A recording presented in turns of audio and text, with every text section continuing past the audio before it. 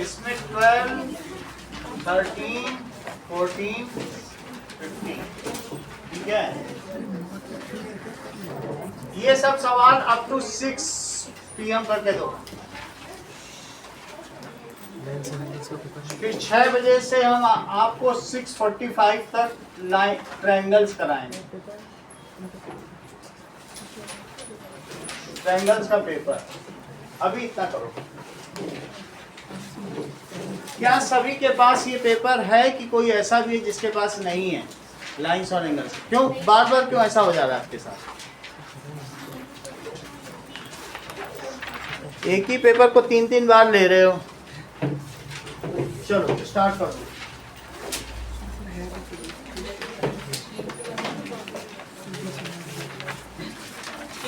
चीजों को केयरफुली रखो।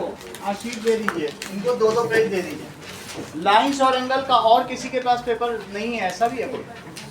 कहाँ रख देते हो? इधर है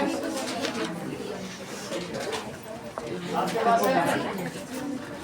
आओगे उसका दो क्वेश्चन मैं बताऊंगा 6.2 का भी, उसके बाद ही ट्रायंगल शुरू करो।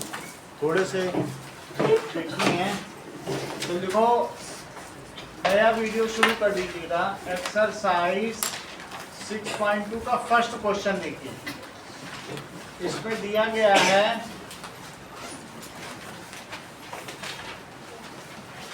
कि x, y and z AB is parallel to CD।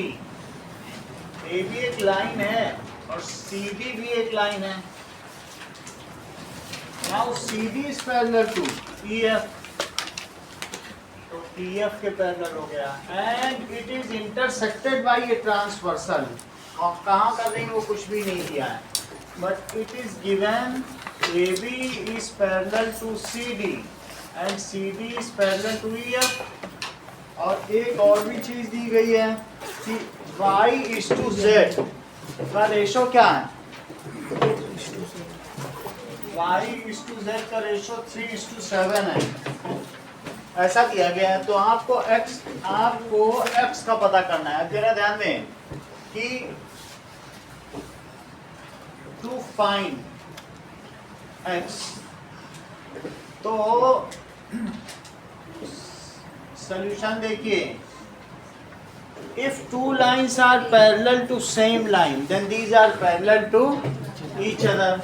If two lines are parallel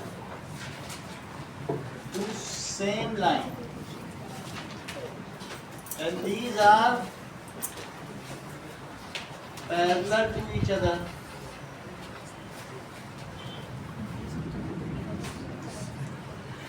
इसका क्या मतलब हुआ कि AB अब किसके पैरेलल हो गया? देखिए, so AB is parallel to CD and CD is parallel to EF implies, इससे imply क्या होगा बताओ? AB is parallel to EF। यहाँ तक बात हो गई? यानी मैं इसको इसके साथ पैरेलल मान सकता हूँ, माना जा सकता है। अच्छा, अब मुझे बताओ कि लेट जो y है इसको आप एंगल 1 मान, तो क्या y एंगल 1 के इक्वल है? y is equals to angle 1 y डिसो। हाँ सर, x जो है वो z के इक्वल हो जाएगा क्योंकि आपने AB पैरेलल टू EF लिख दिया है। हाँ, अल्टरनेट इंटीरियर एंगल से। तो सर हम कोई इंटीरियर एंगल निकाल के हम कर सकते हैं ना, x प्लस y से आप कर लोगे। x इज इक्वल, यही कर लो, इतनी बात हो गई। x is equals to z हो जाएगा, क्योंकि अब ये क्या हो गया? ये अल्टरनेटिव लाइन पैरेलल हो गई, तो x is equals to z हो गया। और ये बताओ कि x प्लस वाई क्या है? ये तो अल्टरनेट इंटीरियर एंगल्स हो गया, सही है। x प्लस वाई क्या है? 180 degree. So x plus why it is 180 degree, y it is so को इंटीरियर एंगल्स। हम x की जगह z कर सकते हैं, तो z plus why it is 180 degree और z को तुम क्या मानोगे, यहां से जरा देख के बताओ। Let y is equals to 3a और z is equals to 7a, यही वैल्यू यहाँ रख दो, a की निकाल लो। कुछ तो माना जा सकता है ना, ये रेशो है। तो y को क्या लिखोगे 3a और इसको क्या लिख लीजिए 180 डिग्री। तो बताइए tan a कितना हो गया, तो a कितना हो गया, तो फिर अब y कितना हो गया, y पर z पता चल जाए मुझे, x पता चल जाएगा। z कितना है 7a, तो z is equal to 7 into 18 126 degree, that is equal to x। यहाँ तक ठीक है। अब देखो क्वेश्चन नंबर 3 में तुम दिव्यांश क्या करोगे जरा बताओ। सर पहले तो कंस्ट्रक्शन कर लेंगे और क्या करोगे कंस्ट्रक्शन, आर से कनेक्टेड एक लाइन पैरेलल PQ और दोनों से फिर वैल्यू निकाल लो, ये हो जाएगी। एक हम लास्ट क्वेश्चन बताते हैं, that is question number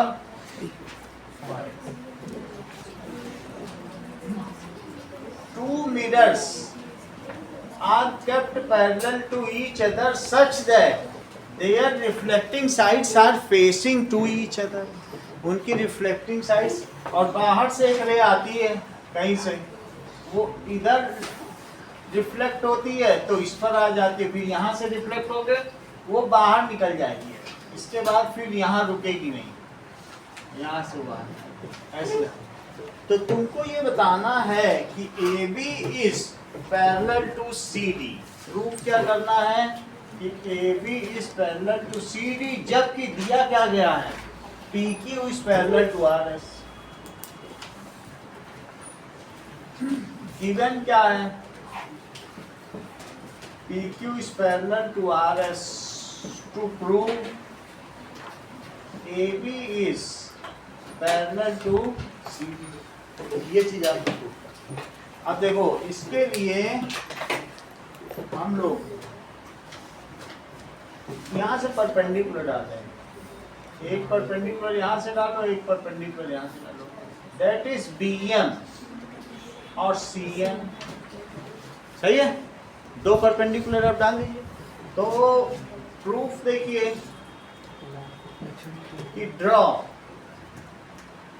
BM perpendicular to PQ और CN क्या है परपेंडिकुलर टू RS। अच्छा, perpendicular drawns on parallel lines itself are parallel. Perpendicular अगर आप डाल दोगे पैरेलल लाइन पर, मान लीजिए दो पैरेलल लाइन है, आपने एक परपेंडिकुलर डाला, इस पर भी डाल दिया, ये आगे भी मिलाया जा सकता है, तो क्या उनके को इंटीरियर का सम 180 नहीं हो जाएगा? अल्टीमेटली वो पैरेलल हैं, ये दोनों लाइंस आपस में क्या हो जाएंगी, इतना करने की जरूरत नहीं, बट आप ये लिख दीजिए perpendicular drawns on parallel lines are. तो परपेंडिकुलर ड्रॉन्स ऑन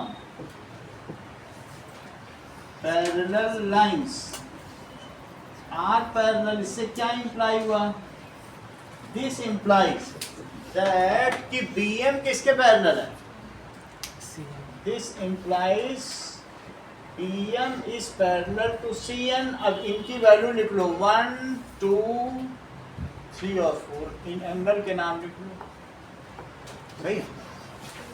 अच्छा, अब मुझे बताओ कि दिस फर्दर इंप्लाइज कि एंगल 2 किसके इक्वल हो गया, वाई इट इज सो। भाई आपकी ये दोनों तो पैरेलल लाइन हो गई और एक ट्रांसवर्सल हो गई, यहाँ आप 2 दिखा रहे हैं, यहाँ आप 3 दिखा रहे हैं, तो क्या ये अल्टरनेट इंटीरियर एंगल हुए? These are alternate interior angles.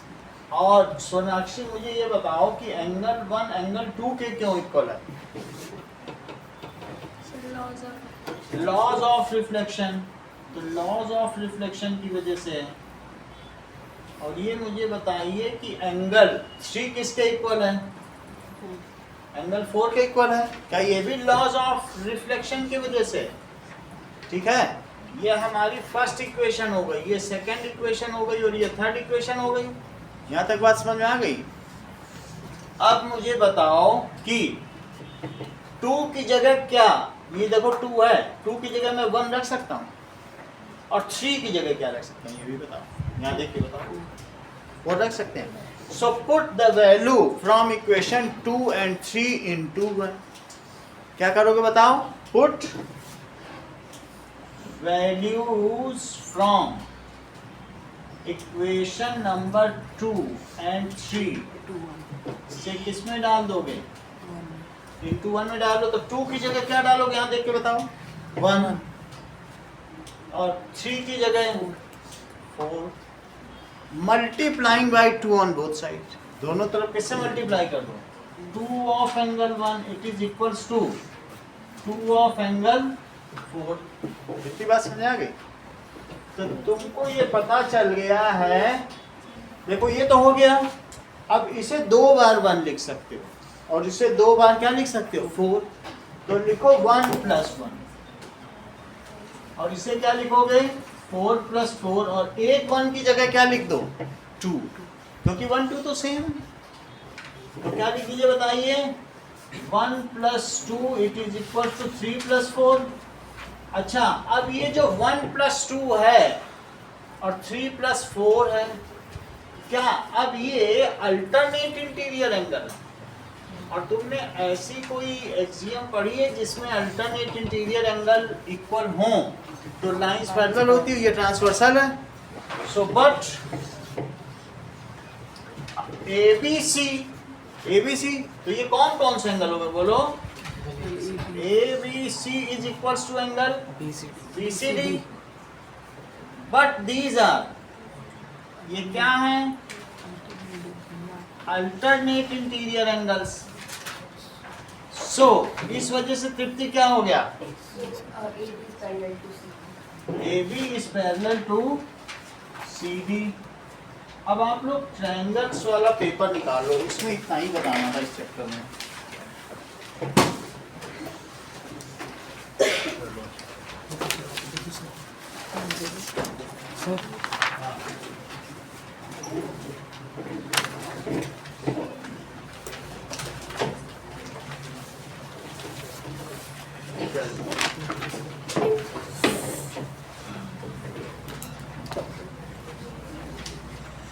Now,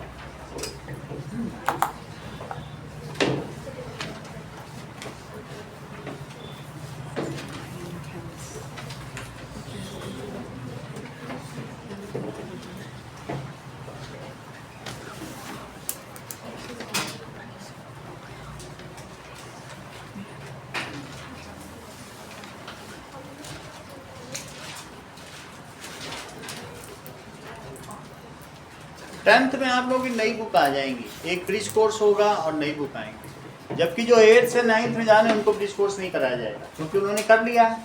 तो ओल्ड सिलेबस से जब आप NEP न्यू एजुकेशन पॉलिसी में जाते हैं तो ब्रिज कोर्स कराया जाता है। उससे क्या होता है, आपको एक पैटर्न पता चलता है कि कैसे होगा। तो अब आप लोग 9th से 10th में जा रहे हो, ओल्ड बुक से न्यू में स्विच ओवर कर रहे हो, तो 2 महीने का ब्रिज कोर्स होगा, फिर आपके हाथ में नई बुक दी जाएगी, यानी आपके हाथ में नई बुक जुलाई में। समझ आई बात? और 8th वालों की अभी आ सर फिर जो अब 9th में जा रहे हैं उनको भी न्यू बुक है, सब ये न्यू हो जाएंगी सर। चलो हाँ सर फिर 10th के बोर्ड्स का क्या होगा? सब कुछ इसी से होगा जैसे हो रहा है। हमारी अपनी एजुकेशन पॉलिसी है। अभी तक हम लोग लॉर्ड मैकाले की नीति का पालन कर रहे थे। तो लॉर्ड मैकाले क्या करता था कि ईस्ट इंडिया कंपनी और जो यूरोपियन स्टाइल है उसके हिसाब से पढ़ाता था। तो आप लोग जैसे जेम्स मिल्स और इन्हीं सबका पढ़ाया हुआ तो था जो इनकी बनाई गई थी। नाउ उसके बाद 2020 में अपनी एजुकेशन पॉलिसी बनाई गई कि हम लोग खुद का पढ़ेंगे। तो ये बिल्कुल अलग किताब है और इसका करने का पर्सपेक्टिव अलग है। इस समय तुम 8th के बच्चों का भिड़ा दें तुमसे और 10th वालों से तो वो आगे निकल जाएंगे। 1 साल में उन्होंने इतना सीख लिया। आप लोग जो 10th में पढ़ोगे अब वो ब्रिज कोर्स आपको 12th के लेवल का बना देगा। तो मैं जो आपको 10th में पढ़ाऊँगा, मैं तो BSc तक पढ़ा चुका हूँ, लेकिन मैं जो आपको 10th में पढ़ाऊँगा वो 12th के लेवल तक ले जाएगा। अब 8th वाले जब 9th में जाएंगे उन्हें 9th पढ़ने की जरूरत नहीं है, वो 10th का भी काफ़ी कुछ पढ़ रहे हैं, 9th का तो पूरा ही पढ़ रहे हैं। बहुत आगे ले जाएगा क्योंकि सिलेबस बढ़ता जाता है और क्लासेस उतनी है तो उसको उसी में तो खपाना है। कहाँ जाएगा सिलेबस बताओ? चीजें आगे बढ़ती जा रही, नए नए आविष्कार हो रहे हैं, उसको किस क्लास में डालेंगे? उनको पीछे दबाएंगे तो फिर वहां नई जगह बनी। ये होता है। अब आगे देखो, now let us take the paper of triangle.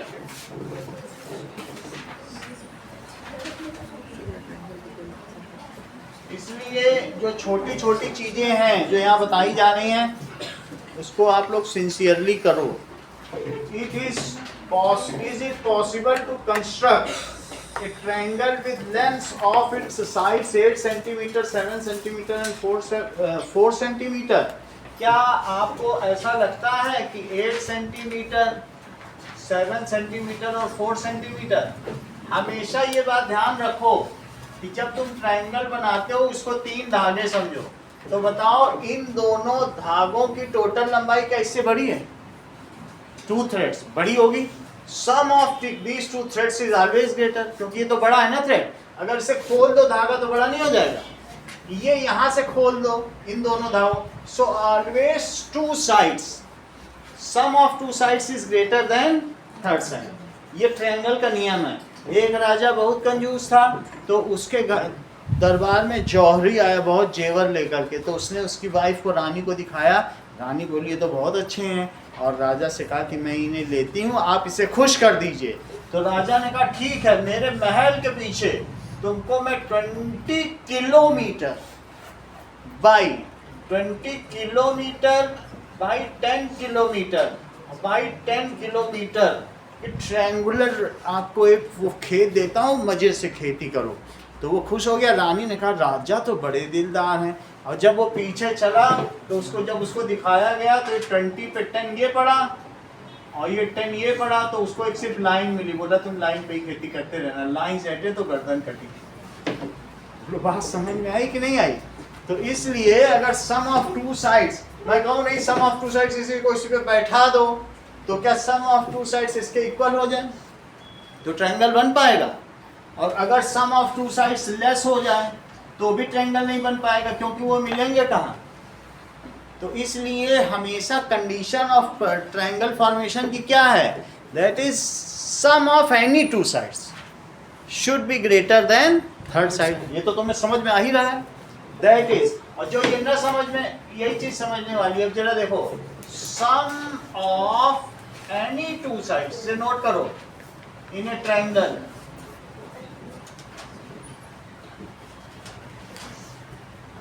Is greater than, किससे ग्रेटर है? Than third side. तो क्या तुमको ऐसा लगता है अन्वी कि 8 + 7 इज ग्रेटर देन 4? लगता है? That is true. और ये मुझे बताओ कि क्या 8 + 4 इज ग्रेटर देन 7? और 4 + 7 क्या ये ग्रेटर देन 8 है? So such triangle is possible. किन्हीं भी 2 साइड्स का सम तीसरे से बड़ा है। तभी तो तुम झोपड़ी बनाओगे। 2 पेन बड़े रखो तो एक नीचे रखो तो बन जाएगा ट्रायंगल। सही है? So such triangle is possible. अगला देखो, ठीक है? Now in triangle ABC, angle B दिया है, सी दिया है, ए का पता करना है। ये एंगल सा प्रॉपर्टी से हो जाएगा। Angle A plus angle B plus angle C, it is 180 degree, that is ASP। और ए कितना दिया है? नहीं दिया है। बी कितना दिया है? 105 डिग्री। सी कितना दिया है? 50 डिग्री। तो 155 डिग्री तो 180 में से 155 डिग्री सब्ट्रैक्ट करो तो 25 degree. Question number 3। Now question number 3 दे रहा है इन ए क्वाड्रिलेटरल ABCD, अगर AC BD के इक्वल है, देख लो AC किसके इक्वल बता रहा है? BD के।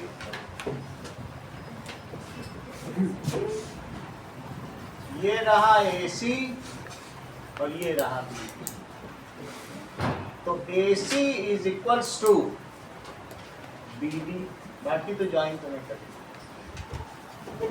और AB बाइसेक्ट्स एंगल A, ये दोनों एंगल बाइसेक्टेड है। show that triangle AC is BD.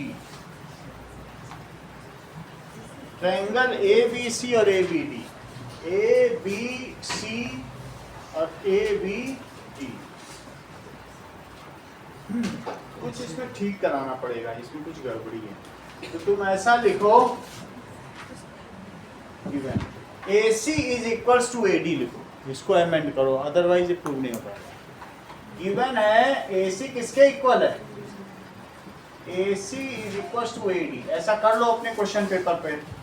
और AB बाइसेक्ट्स, AB किसको बाइसेक्ट कर रहा है, एंगल A, यहाँ तक ठीक है। टू प्रूव, रोहित इसको आप प्रूव कराइए कि triangle ABC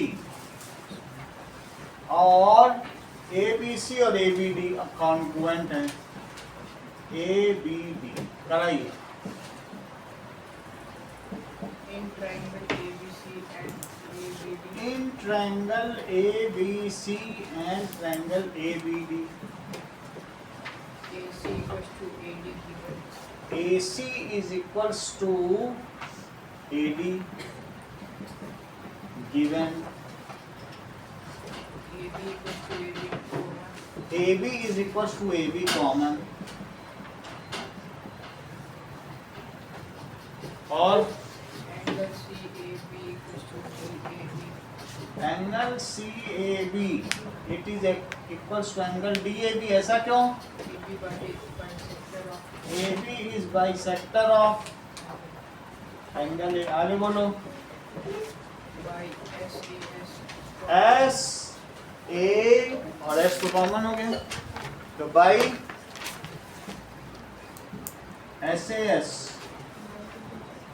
congruency criteria, triangle ABC is congruent to triangle ABD। अगला सवाल देखें, exterior angle of triangle is less than either of its interior opposite angle। 14 सवाल। तो तुमको ये क्या लगता है कि ये ट्रू है अनवी की फॉल्स है, कि जो एक्सटीरियर एंगल है, मान लीजिए इसे मैं 3 बोलूं और इसको 1 बोलूं और इसको 2 बोलूं, तो क्या ये इंटीरियर अपोजिट एंगल्स हैं? एंगल 3 क्या है, एक्सटीरियर एंगल है, और 1 और 2 क्या है, 1 एंड 2 आर इंटीरियर तो हैं, लेकिन 3 के तो अपोजिट है ना, 3 के साथ थोड़ी ना, नहीं तो लीनियर पेयर हो जाता। इसे क्या कहेंगे, interior opposite angles.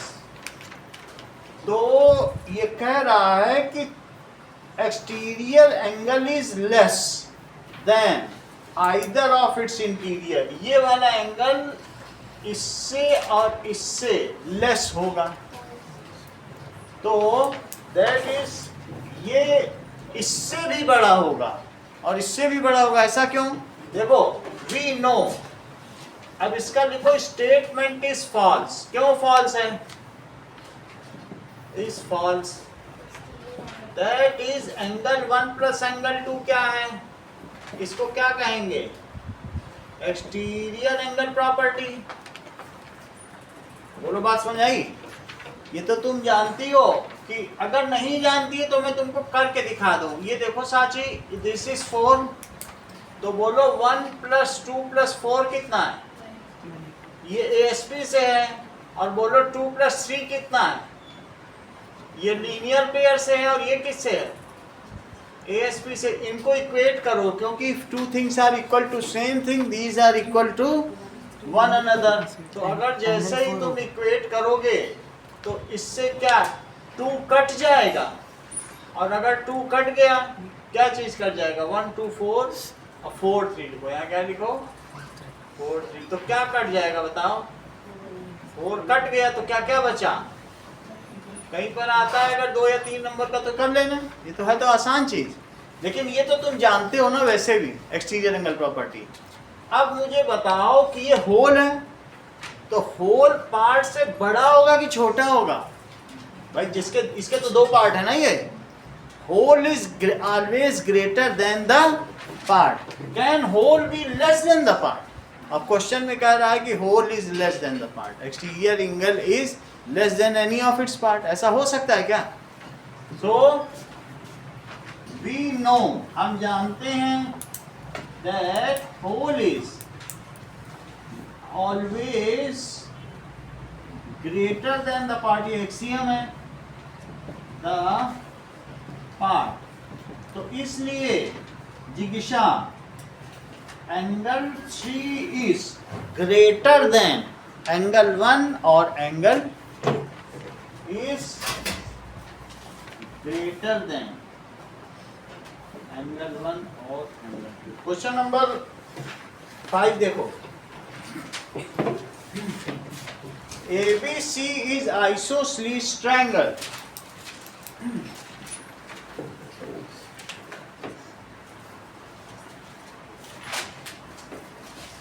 Now fifth question देखिए, कल आपकी 9:30 से क्लास होगी, 9:30 से कल किसका स्कूल है? आपका भी स्कूल है ना। हम इसमें कुछ नहीं कर सकते क्योंकि हमको अब जो बचे हुए हैं ज़्यादा का मेजॉरिटी पे ध्यान देना होगा। आप लोगों का भी जल्दी पेपर होने वाला है, ठीक है, वैसे भी हम पूरा तो कवर नहीं करा पाएंगे। तो जो बच गए हैं केवी के, उनके लिए हम करेंगे एटम्स एंड मॉलिक्यूल के चैप्टर का रिवीजन कराएंगे और उसकी एक्सरसाइज आपको वीडियो ही देखना पड़ेगा, ठीक है, और कुछ नहीं कर सकते। और 9:30 to 11:30 तक क्लास होगी जिसमें एटम्स एंड मॉलिक्यूल की क्लास होगी और उसी चैप्टर से जो रिलेटेड चीज़ें उनका टेस्ट होगा।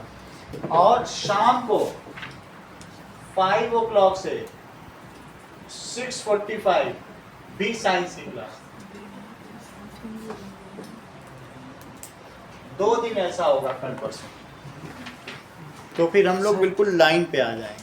और अभी मैं बायो नहीं कराऊंगा, केमिस्ट्री कराने के बाद सीधा मैं फिजिक्स पे आ जाऊंगा। बायो में लास्ट में कराऊंगा क्योंकि वो खुद भी तुम कर सकते हो।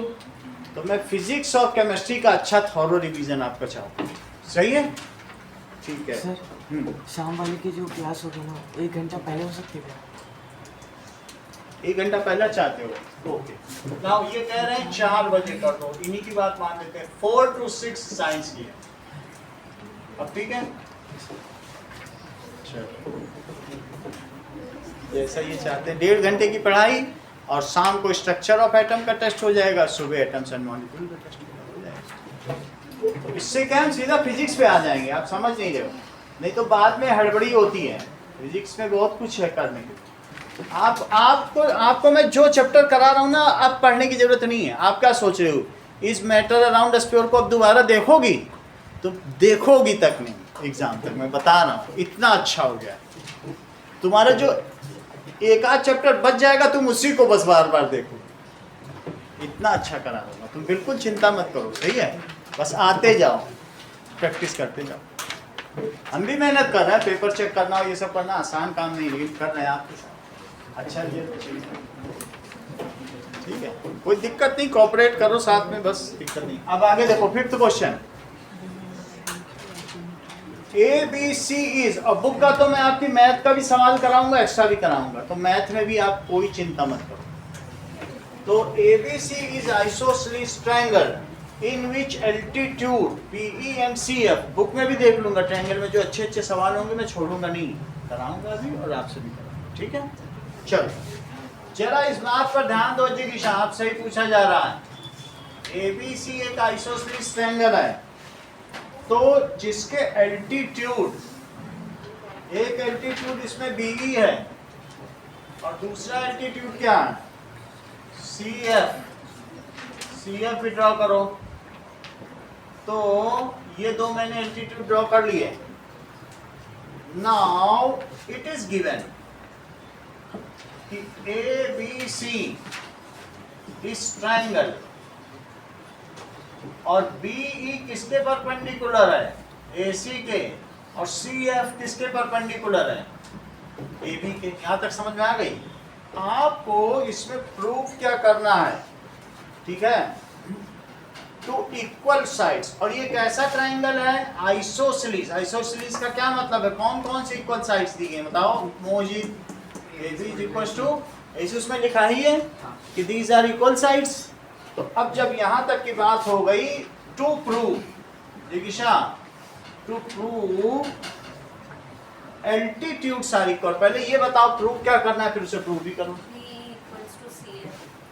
B E is equal to C F. अब इसको प्रूव कराइए।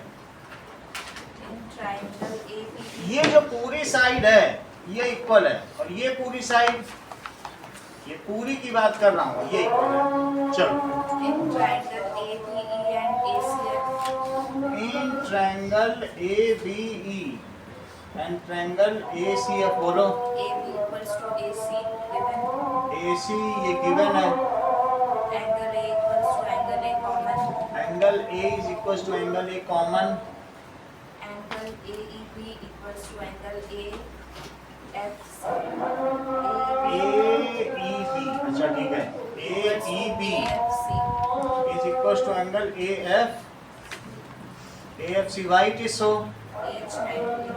Each 90 degree given। आगे बोलो।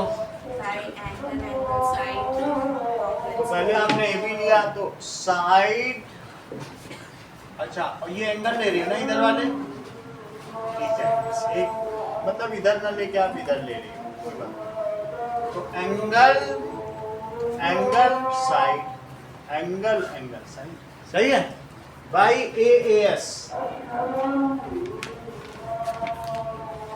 congruency rule, that is triangle ABE is congruent to triangle ACE। Sir वो ASC हो गया, ASC हो गया, ACF hence proof। हाँ बोलिए। सर वो ASC हो गया ना, एंगल साइड एंगल। देखो इन्होंने क्या किया, एक एंगल लिया, साइड ये नहीं है, एंगल के बाद दूसरा एंगल है, ये पूरी साइड है, इस ट्रायंगल को लिया है। तो एंगल एंगल और ये साइड। हाँ, कुछ और भी पूछा है क्या? Show that their altitudes are equal, अभी पूरा नहीं हुआ है। सो बाय CPCT, अब CPCT बताओ। BE is equal to CF, ये तुमको समझ में आया AES कैसे? तो BE किसके इक्वल हुआ? It is equal to CF। अगला सवाल देखो, ठंड लगे तो बता दिया करो, सर्दी जस्ट खत्म ही हुई है, अब नहीं लगेगी। चलो अगला सवाल देखो, क्वेश्चन नंबर 6। अभी एक सवाल हो सकता है, क्वेश्चन नंबर 6 कर सकते हैं। चलो, now in the given figure PQ is greater then, greater वाला तुम्हारे सिलेबस से हट चुका है, इसलिए अब हम लोग आगे बढ़ेंगे।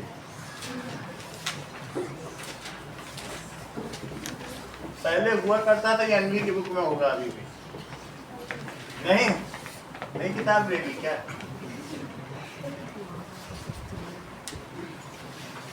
चलो 7th क्वेश्चन देखो, in figure AB is equal to DE, check करो।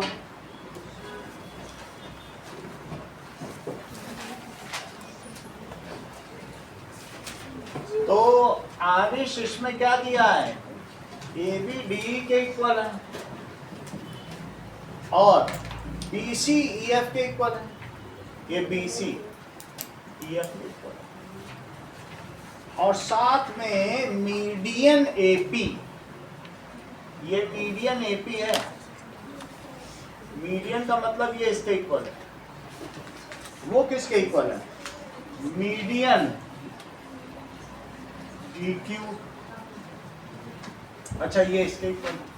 तो गिवन क्या क्या है Arish, AB is equals to DE, BC is equals to, BC किसके इक्वल है, EF, और median AP, AP is median, किसकी मीडियन है, of triangle ABC, and DQ is median of triangle DEF एक तो ये भी बात दी गई है और साथ में दिया है AP is equals to DQ। तो तुमको इसमें प्रूव करना है, to prove angle B is equals to angle E, और इसमें तुमको एक पेन भी मिलेगा। जरा इसको प्रूव कराओ। Triangles ABC and triangle GDEF. ABC ले लिया एंड ट्रायंगल DEF ले लिया। चलो ले लो। AB equal to D. AB is equals to DE, ये तो गिवन है। BC equal to DF. BC is equals to EF given है।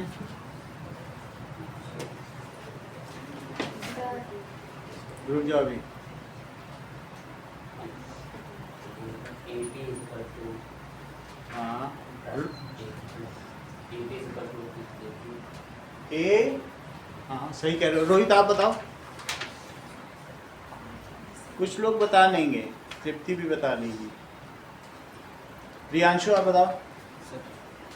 in triangle APB DQE. उसमें लेना चाहते हो? ले लो। AP B लेना चाहते हो और DQE। चलो ये सही है। ये नो, ये नहीं सही बता रहे हैं। Half BC equal हाफ तो हाफ अगली लाइन में कर लो, यहाँ तक ठीक है, कोई दिक्कत नहीं। Half BC it is equal to half EF। ऐसा कर लिया, दोनों तरफ हाफ से मल्टीप्लाई कर दिया। अगला स्टेप बोलो। BP equals to EQ. BP is equal to EQ। ऐसा क्यों लिखोगे? क्योंकि AP इज मीडियन। अगर नहीं लिखना चाहते हो तो इसी में इक्वेशन 1 और 2 डाल के लिख दो फ्रॉम इक्वेशन 1 एंड सीधी सी बात। इक्वेशन 1 एंड 2 आगे बोलो। AP equals to DQ. AP is equals to DQ Given given, और बोलो। by SSS congruence rule. by triple S congruence rule, Triangle APB is congruent to triangle APB is congruent to triangle DQ. DQE। आगे बोलिए। Angle APP is हाँ। equals to angle DEQ. ऐसा क्यों? CPCP. by CPCT angle B is equals to angle E। hence proof। Class यही तक है, pen अपना ले लो।